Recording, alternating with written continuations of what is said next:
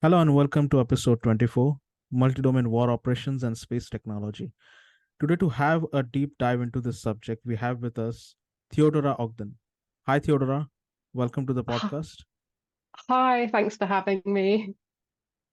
Thank you very much for giving us your precious time. So, Theodora, before taking up, the questions or this topic, I know today's topic is kind of much more multidisciplinary. So, can you just tell us a little bit about yourself and your journey into the space sector? Like, how did you ended up doing the things that you do now? Yeah, absolutely. So I'm an analyst in the Defence and Security Research team at RAND Europe.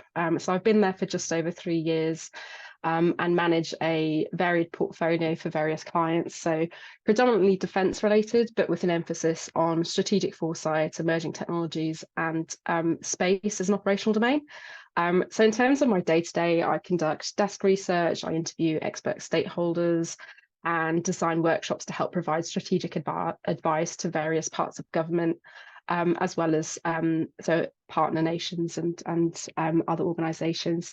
So I spent about 6 months on secondment at Arizona State University last year, as the Interplanetary Initiative Fellow.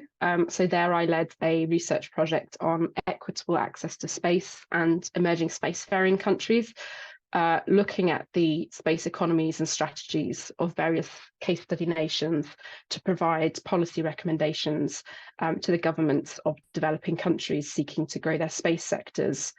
Um, and prior to my work at RAND and ASU, I worked in the Office of the Legal Advisor at NATO HQ Supreme Allied Command Transformation, where I worked on some of the issues around liability and responsibility for emerging technologies. And prior to that, I worked at the Fundamental Rights Agency of the European Union in Vienna for a year, where I had a focus on international law. So it's quite a major pivot in my career from international human rights law to now working on defence and security. But I see these as two sides of the same coin, in which the focus is on maintaining peace and stability and ensuring that nations can come together and cooperate in the space domain, economically, scientifically, and with a view to improve the lives on Earth. Amazing. That's a quite a lot of interdisciplinary background. So now I'm assured and I feel safe that I'm not the only weird ones coming from such a background of science and then journalism. So yeah, thankful that I find people like you who have this kind of multidisciplinary background, because I believe space itself is such a multidisciplinary domain that it requires people like you, me, and several others who have come from different walks of life and still end up doing the things in the space industry. So I hope there are more such people that I keep on meeting in the industry. And Yeah, also, absolutely. before taking a deep dive into the topic, because we have a lot of audience from primarily the student audiences there who are pursuing aerospace engineering, space technology studies, and they're not much so familiar with the defense terms. So as our topic is about the multi-domain operations, so can you tell us what is multi-domain operations and why this term is gaining prominence in modern warfare? Yeah, absolutely. So multi-domain operations, or it's often abbreviated to MDO, it's a military concept that focuses on integrating and synchronizing operations across multiple domains of warfare to achieve strategic objectives. So traditionally, military operations have been conducted within specific domains such as land, sea, air, and then now cyber and space, but with limited coordination between these domains. But the emergence of new technologies and the changing nature of warfare have highlighted the need for a more holistic and interconnected approach. So Ukraine, for example, has been facing a hybrid warfare approach from Russia, which involves the integration of conventional and unconventional tactics across multiple domains. So MDO recognizes that modern conflicts are not confined to a single domain, but rather span across multiple interconnected domains. And by leveraging capabilities across each of these domains and integrating them effectively, MDO aims to gain an advantage over adversaries and achieve mission success. And as well as horizontal integration across domains, there's also a need for vertical integration through the various levels of warfare. So at the tactical level, the operational level, and the strategic level, which is incredibly important for successful MDO. And then also there's the need to operate in the grey zone, so below the threshold of war. So space plays a really crucial role in multi-domain operations by providing unique capabilities and assets that contribute to a comprehensive operational approach. So space-based capabilities are essential for multi-domain operations, as leveraging them can enhance the effectiveness and the agility and the success of military operations. We can also think of multi-domain operations as consisting of three layers, across which space helps enable key capabilities. So at first you'd have the sensing layer, so intelligence, surveillance, reconnaissance, and analysis to understand the adversary and the environment in which you're operating.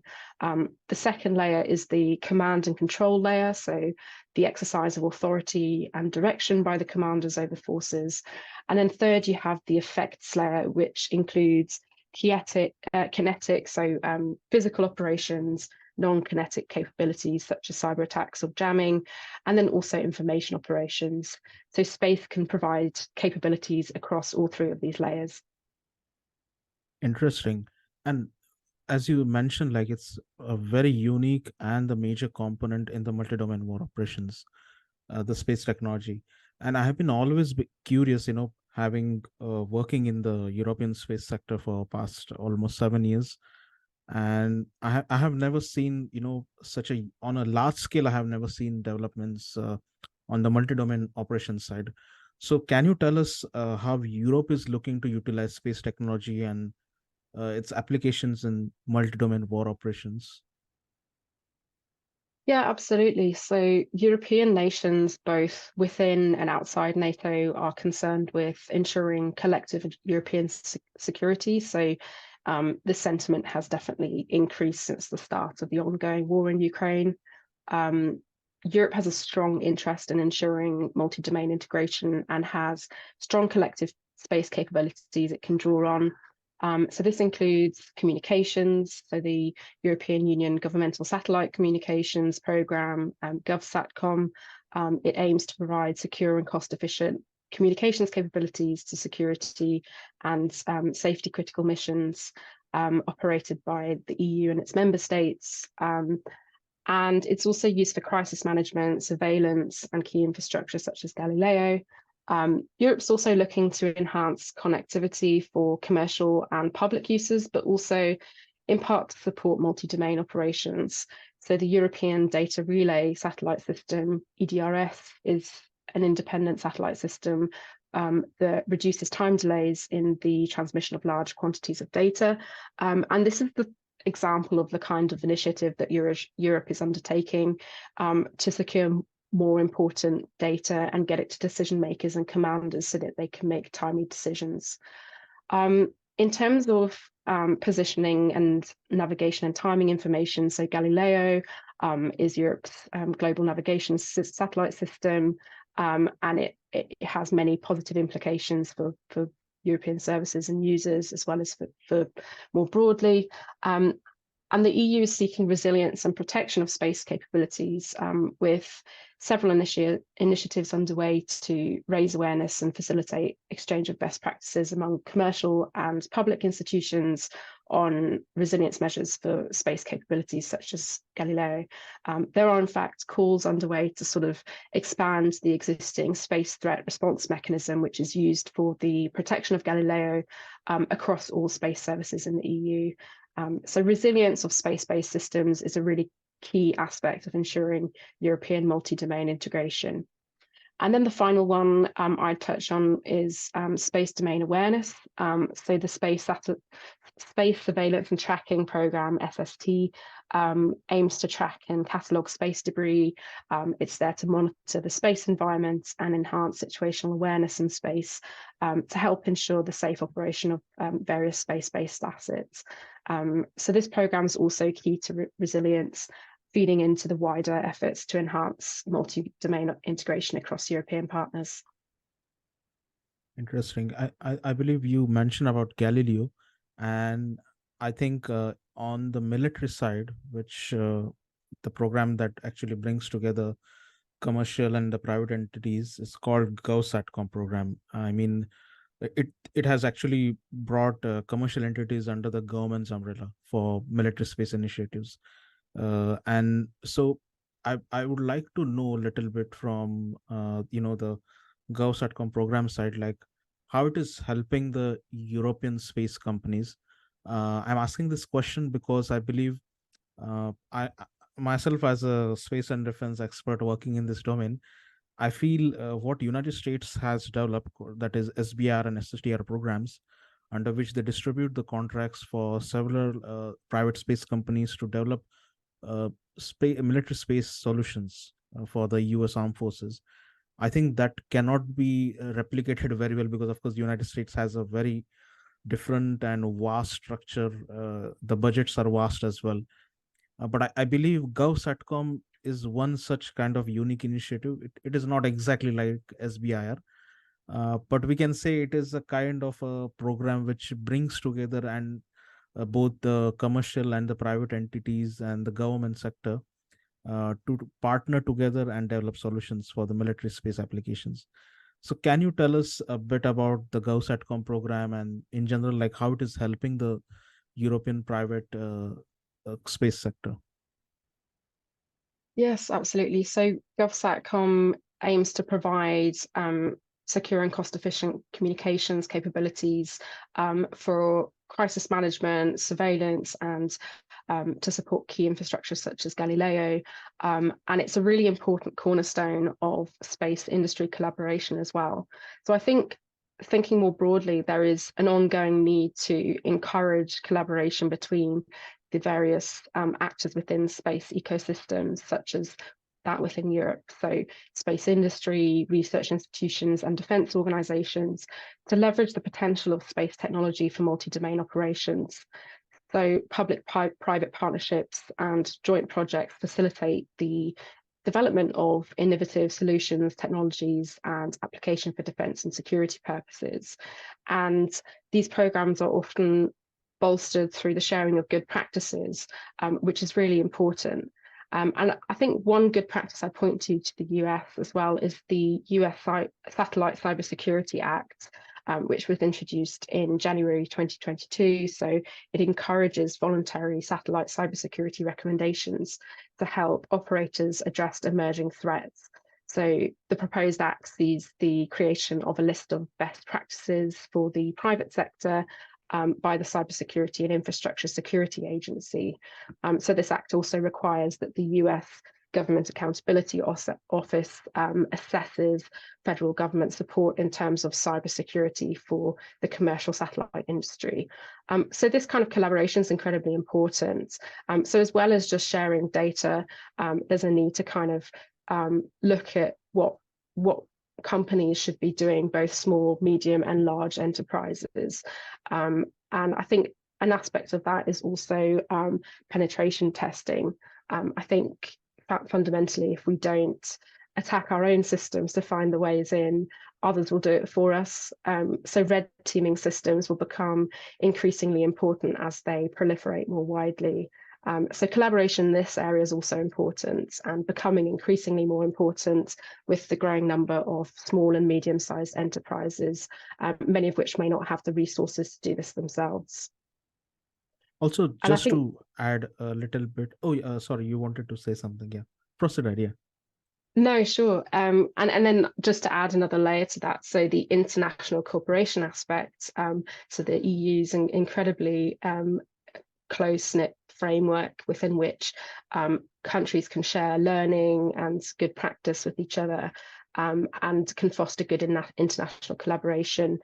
So this is, again, a really important aspect to bolster space security. So as well as within the EU, looking beyond and cooperating with partners further afield also remains important to sort of enhance cooperation and boost space industries. Yes, also just to add on the same lines, a little bit, and I mean in an extended way. So, from your research and from your knowledge base, do you think there are any other regions or nations trying to achieve or are in the process of achieving success in the multi-domain war operations? Like, if yes, then also can you provide us an extended outlook on the same? Yeah, absolutely. So multi-domain operations is generally sort of becoming the norm. So RAND has done some research on what other nations such as Iran, Russia, and China are doing in that area. And then also more generally, all countries on Earth are starting to recognize the importance of having access to space, for example, for situational awareness, so to gather intelligence, surveillance, and reconnaissance data, so through imagery, signals intelligence, weather information, to enhance the commander's understanding of the battle space across various domains. So this is really critical for decision making, target identification, mission planning. And this information is integrated with other sources to achieve information dominance, which can allow commanders to understand and shape the battle space, to exploit enemy vulnerabilities and to gain the operational advantage. So that's a really key aspect. The other one being obviously communications. So space-based communication systems can enable secure, reliable, and real-time communication across dispersed forces operating across the various domains. So it can facilitate the exchange of critical information, command and control, and coordination between units, improving operational effectiveness and responsiveness. And positioning, navigation, and timing is, again, a really critical element that all nations will require access to. So this enables accurate targeting, the synchronization of operations, the coordination of forces across domains. So this capability is really key to guiding weapons and conducting precision strikes. And then I guess the final one would be missile warning and defense. So early warning capabilities for detecting and tracking ballistic missile launches to enable timely responses, including missile defense operations, force protection measures, and counter-strike operations. So achieving effective multi-domain operations and incorporating space assets and technologies is really, really important to all militaries, not exclusively sort of the major ones. But I guess there's also some challenges that would need to be considered. So particularly when you look at international collaboration via frameworks such as NATO or through the EU or whatever it is, interoperability is a significant challenge. So enabling space capabilities to be integrated among various systems and platforms across domains. So ensuring communication, data sharing, and compatibility between space-based assets and other military platforms can be a really complex challenge, particularly when there are lots of different countries involved. And then space domain awareness is another key challenge. So maintaining situational awareness in space is really important, but this is becoming incredibly difficult with a more congested and contested domain. So ensuring accurate and timely space domain awareness while managing potential space debris, intentional interference, or anti-satellite threats remains a significant challenge. And then I suppose the final challenge, just to sort of put a cap on this, would be the fact that space-based assets are vulnerable to threats. So non-kinetic attacks such as jamming, spoofing, cyber attacks, and then the kinetic attacks such as the anti-satellite attacks that were tested by various nations in recent years. So attackers might seek to target or disrupt space assets to undermine multi-domain operations. So building resilient space systems and protecting assets from emerging threats is a constant challenge. And in terms of technology, the main cyber threats tend to affect ground station infrastructure, open source software, and commercial off-the-shelf hardware, which is installed on board satellite systems. And then there are additional risks that come from sort of irregular software patching or inadequate encryption and so on. Also, I believe the drones and unmanned aerial vehicles in general, uh, these are also like playing an important part because I think Turkey's by Qatar drones were having a SATCOM terminal on it when they supplied it to Ukraine, and it was a huge news. And I believe in Europe, SES and TechEver, they just conducted some successful tests, but it is still not, it is not such a common phenomena yet. So from your perspective, how Europe should scale its capability in this segment, like utilizing satellite communication capabilities for drone, because I believe that is one of the important component in multi-domain war operations. Yeah, absolutely. So we're likely to see a variety of emerging technologies become increasingly important, particularly for multi-domain operations. So one of them, as you mentioned, is autonomy, facilitated through artificial intelligence and machine learning as well.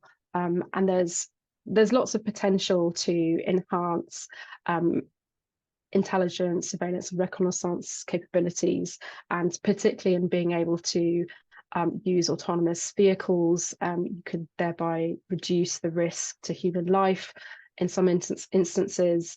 And then more broadly, so artificial intelligence can also be integrated to enhance decision making and data analysis and automation in multi-domain operations.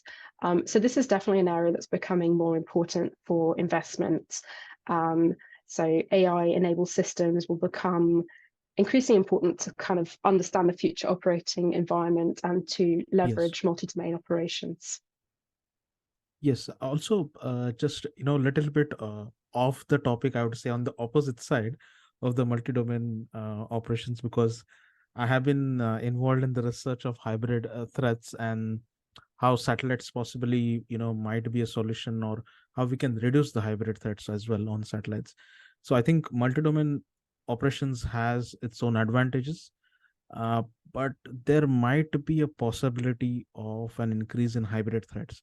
So do you think, on just from your in general research, so do you think satellites will be crucial in countering hybrid threats in multi-domain operations?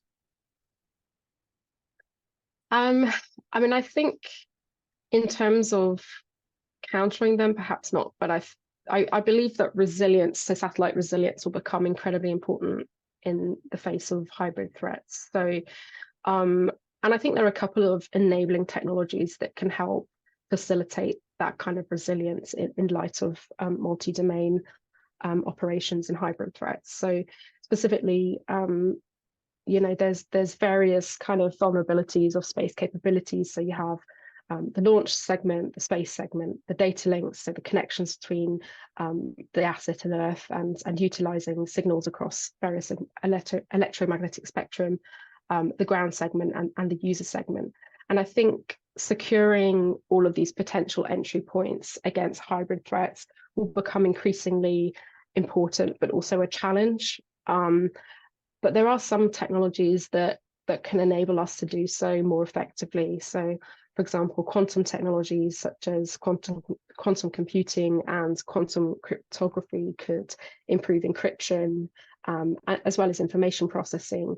So it could enable cryptographic keys to be shared using quantum states of light or photons. So any interception would then be exposed because it disturbs that state. So, for example, in the UK, the quantum key distribution is already running over fiber networks, so the UK quantum network, but it's currently quite limited with regard to the range and program costs.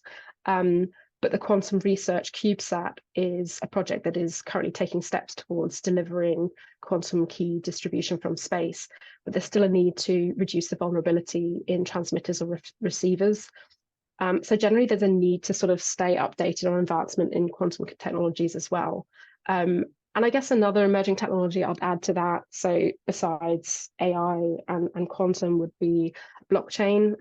So the potential to secure data sharing and supply chain management, and organizations could use blockchain to secure space-related data and transactions, and to ensure that there's integrity and traceability in those data transfers. So I think those are just some of the areas in which we're likely to see enhanced resilience if we play our cards right and invest in those emerging technologies. Interesting. I think you mentioned about the QKD, quantum key distribution, and I believe that is also one of the like upcoming technologies which will be playing a key role, especially in the military domain. And I think in the satellite domain, it is already, I think, going around. And as you mentioned throughout the conversation, that this is a very important aspect for the future warfare, multi-domain war operations. So I believe more and more companies need to participate, because I believe the GovSatcom programs, and there are SBIR, STTR, these programs are already in place from the government side. So do you believe the government agencies and the military agencies can play a key role in educating these commercial private companies about the advantages of multi-domain operations? Yeah, absolutely. So I think in many cases, companies are very well placed to, as integral parts of the space ecosystem, but at the same time being more agile and innovative than governments potentially. Um, they're able to kind of develop novel capabilities and to identify and react to the demand for capabilities.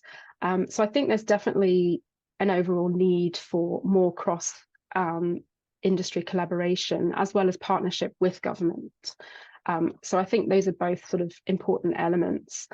Um, and additionally, I think if we were to highlight some of the areas that would be important for companies to sort of establish a foothold in space applications for defense and security, you'd probably say space situational awareness, so focusing on enhancing SSA and developing effective response mechanisms to mitigate potential risks. So in addition to that, regular cybersecurity audits, incident response exercises, workforce training on very, very much space-specific cybersecurity challenges, which will become increasingly important to maintain space security. And I guess in terms of international cooperation, so companies will still need to prioritize international scientific collaboration and R&D collaboration. And to that end, there's also a need to sort of help develop the norms and agreements to ensure the peaceful uses of space and prevent the weaponization of space. So I think that's a really key element in order to ensure that the space domain remains relatively peaceful as far as possible.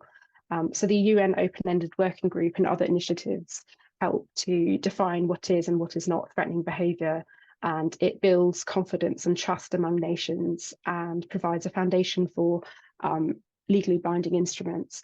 And that's also, so I'd include companies as key actors and also holding the responsibility to exhibit good behaviours and resilience as well of their systems. And I reckon another sort of key aspect of that is that in order to ensure that space remains collaborative and more equitable, there's a need to sort of collaborate and cross-pollinate ideas. And that also involves bringing in smaller actors who might come from non-typical places. And as we move to sort of future generations, there's more of a need to sort of be more inclusive and to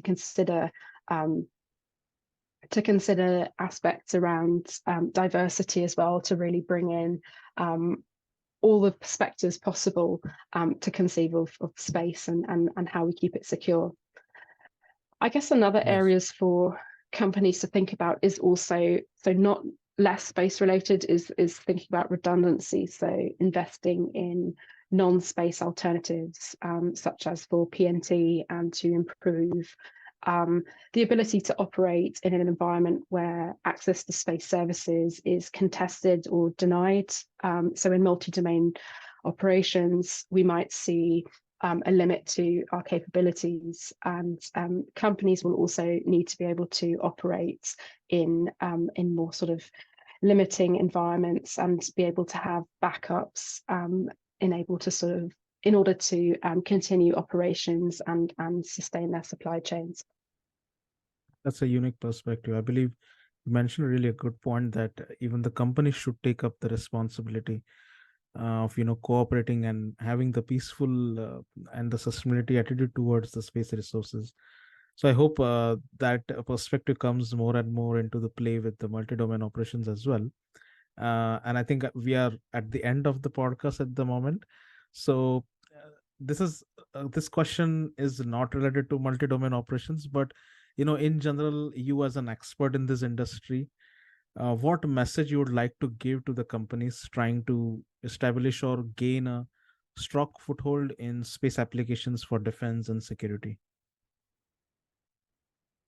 Yeah, so I suppose above the ones that I mentioned, I'd say, in Europe specifically, so we benefit from very diverse and dynamic populations.